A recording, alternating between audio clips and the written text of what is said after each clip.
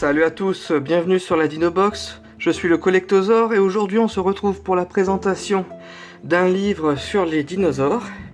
Donc je vais essayer de reprendre un petit peu le rythme de vous proposer un livre par semaine et une figurine par semaine. Donc voilà, on sort du confinement et je retrouve un peu de motivation à faire des vidéos, la vie continue quoi. Je rappelle que j'ai travaillé pendant tout le confinement en magasin puisque je suis responsable dans un Intermarché. Et donc j'ai travaillé tous les jours et j'étais bien sûr confiné après chez moi une fois que j'avais terminé mon travail. Donc ce livre s'appelle Le livre extraordinaire des dinosaures. Dans la même collection, c'était la première fois que je vous avais présenté un livre. Si vous n'avez pas vu, je vous invite à aller la voir. C'est sur les animaux préhistoriques, c'est le premier bouquin que j'avais présenté sur ma chaîne. Ensuite, dans la même collection, ils ont fait les animaux, ils ont fait encore d'autres animaux reptiles, animaux dangereux, ils ont fait aussi les animaux fantastiques. Et donc, bien sûr, vous, aujourd'hui, c'est les dinosaures. Donc, magnifiquement illustré, comme il dit. Je vais vous montrer ça tout de suite. Alors, déjà, franchement, c'est un livre géant. C'est niveau taille, niveau format, c'est juste immense. Alors attendez, j'en profite pour vous donner les infos avant. Donc le livre extraordinaire des dinosaures, c'est Little Urban présente. C'est un livre qui a coûté, je crois, 22 €. Voilà, ouais, 22 €. Donc il est disponible dans les King Jouets. Celui-là, je me souviens, je l'ai trouvé pour il est dans un King Jouet et je l'ai trouvé dans un magasin de jouets pour enfants, ID Kids, à la Fnac pour vous dire. Mais c'est un super bouquin. Alors regardez, donc là on va voir des illustrations qu'on retrouvera plus tard. Alors on a une introduction, on a un spinosaure là. Donc table des matières, voilà, c'est les dinosaures qui sont abordés dans ce bouquin. Bien sûr il n'y a pas tous les dinos, hein, il y a les plus connus, les plus appréciables. Ensuite comment ça se passe à chaque fois? Oula, la lumière qui vacille. Alors comment ça se passe? Alors je vais changer un petit peu l'ambiance. Vous voyez, je peux choisir une lumière chaude, une lumière froide, une lumière naturelle, une lumière un petit peu plus lumineuse. Donc comment ça se passe à chaque fois en fait dans ce bouquin?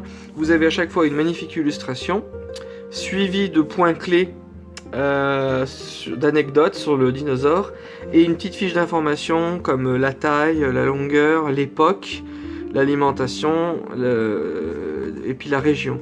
Donc un exemple, hein, le T-Rex, on sait tous, 65 millions d'années, et alimentation Triceratops hadrosaure, d'après ce qu'on a retrouvé près de sa carcasse. Et voilà, le Giganotosaure. Alors, je suis désolé, je suis dézoomé au max, je suis reculé au max, mais le bouquin, il est juste énorme. Regardez, pour vous donner une idée, hein, ce livre, c'est une serviette de plage, quoi. Alors, donc, comme d'habitude, on retrouvera les anecdotes. Je vous donne un exemple d'anecdote. Hein. Le Giganotosaure, c'est le prédateur terrestre le plus important qu'on ait découvert. Si je regarde une anecdote sur le T-Rex, par exemple, ils vont nous dire que les os de certains tyrannosaures présentent des traces de morsures, ce qui laisse penser qu'ils se battaient souvent entre eux.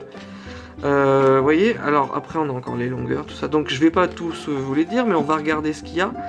Là il y a l'Allosaure, il y a le Deinonychus, il est magnifique, franchement il est magnifique. Je vais vous montrer comme ça, toutes les pages, et puis si vous l'achetez, vous aurez les détails. Le Spinosaurus, Egypticus, l'Iguanodon, le Triceratops, franchement les couleurs sont magnifiques. Le Stygimoloch, le Psittacosaurus. Ah, celle-là, elle est très belle hein, comme image. Le Stegosaurus. L'Ankylosaurus. Donc, franchement, des images comme ça, mais c'est super beau. Ça donne envie de prendre des photos, de numériser, mettre les photos dans l'ordi, d'utiliser ces photos pour illustrer si on veut parler d'un dinosaure en particulier ou quoi. C'est génial. Le Brachiosaurus. D'ailleurs, un truc que je pourrais faire un jour, je viens d'avoir cette idée-là à l'instant, c'est que par exemple, je vous parle du Diplodocus, et puis je vous montre les Diplodocus que je trouve dans tous les bouquins, et je vous montre les Diplodocus en figurine. Regardez, on va faire un petit exemple. Là, nous avons le Brachiosaure. Je pourrais vous vous lire l'affiche, vous en parler, et puis vous montrer ensuite le Brachiosaure en figurine. Voilà, tout simplement. Comme ça, on pourrait faire des comparaisons entre les différents livres et les différentes figurines. On retrouverait toujours quelque chose en commun, bien sûr. Diplodocus, bien qu'il y a des différences à chaque fois. Le Dreadnoughtus, énorme. Excusez-moi pour la prononciation du latin, hein, c'est super dur quand même. L'Oviraptor, Maiasaura. Ah, il y a tous les plus connus, hein. Le Corythosaure, le Parasaurolophus. Ouais. Alors par contre, il y a un truc que je regrette un petit peu en majorité dans les bouquins, c'est que moi ce que j'aimais bien avant dans l'Atlas des dinosaures, c'est que le premier truc qu'on voyait quand on avait un dinosaure, c'était tout de suite genre Platéosaure, son nom signifie, et il y avait la définition. Donc maintenant, dans la majorité des livres, il n'y a pas forcément la définition du nom latin, et en plus il faut la chercher dans tout ce fouillis, alors que là dans les éditions Atlas, eh ben, c'est le premier truc qu'on apprenait. Et quand j'étais petit, je me souviens, quand j'avais 8 ans, j'avais les éditions Atlas, je connaissais par cœur tous les noms de dinosaures, et grâce aux éditions Atlas sur les dinosaures, parce que ils mettaient toujours en valeur le nom latin et la définition.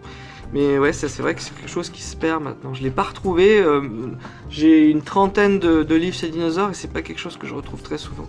Alors, Compsognathus. Alors attendez, je vous le montre. Ouais, Compsognathus. Ensuite, Lavimimus. Et puis c'est bien, on voit aussi le rapport de la taille. L'Archaeopteryx. Ouais, l'Archaeopteryx. Le Quetzalcoatlus, d'ailleurs je vous le présenterai en figurine bientôt, je l'ai en papeau. Le Pterodactylus, voilà. Le ptérodactyle, c'est le dinosaure, c'est pas le dinosaure, c'est le reptile, volant, comment on dit, le ptérosaure typique que les parents ils connaissent que ça, ils disent jamais ptéranodon ou quetzal. Pour les parents, la plupart du temps, c'est tout des ptérodactyles. J'avais noté ça. Hop. Et puis pareil, hein, si à la télévision, il y a un journaliste qui parle de dinosaures, il va tout de suite voir un ptéranodon ou un quetzal, et il va dire que c'est un dinosaure, alors que ce n'est pas un dinosaure, et il va dire un ptérodactyle, parce que pour eux, tous les ptérosaures sont des ptérodactyles. Alors, Elasmosaurus... Le Chronosaurus, ouais, d'ailleurs, il faudrait que je vous remonte les figurines. Ichthyosaurus, ouais. Le Tylosaurus, j'aime bien, il a une très belle illustration. Ouais. Ensuite, le Dimetrodon, ah oui, je l'adore, c'est vraiment le reptile mammalien préféré. Ouais, le Dimetrodon. Ensuite, le Gastonia. Je crois que je l'ai en version Safari, je crois. Ensuite, le Sarcophagus. Ah oui, je l'adore. Il n'y a pas que des dinosaures, hein, d'ailleurs. Hein, on peut voir avec ces cas-là. Donc voilà, le monde des dinosaures. Et après, on retrouve tout ce qu'on a vu. Un exemple, je venais de vous parler du Dimetrodon, Amérique du Nord, l'Europe.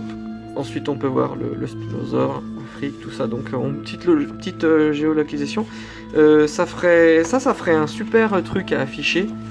Si par exemple vous avez un scanner, vous scannez ça, vous essayez de vous débrouiller, vous l'imprimez ensuite, et ça fait un super tableau à mettre. D'ailleurs, j'aurais bien voulu mettre ça aussi sur mon tableau blanc. Donc voilà pour ce bouquin. Donc franchement, c'est un super beau livre. Je l'adore, il est très vite lu, c'est le truc que j'emporte à la plage pour lire. Moi j'adore en fait à chaque fois prendre un bouquin sur les dinosaures à la plage. Et j'ai grignoté comme ça petit à petit pas mal de pages sur l'encyclopédie de la Chaux à chaque fois en allant prendre le soleil. Donc prenez un bouquin cet été, prenez-vous un livre de dinosaures et lisez un petit peu. Donc voilà pour ce livre, je vous dis à la prochaine. Salut à tous, c'était le Collectosaure.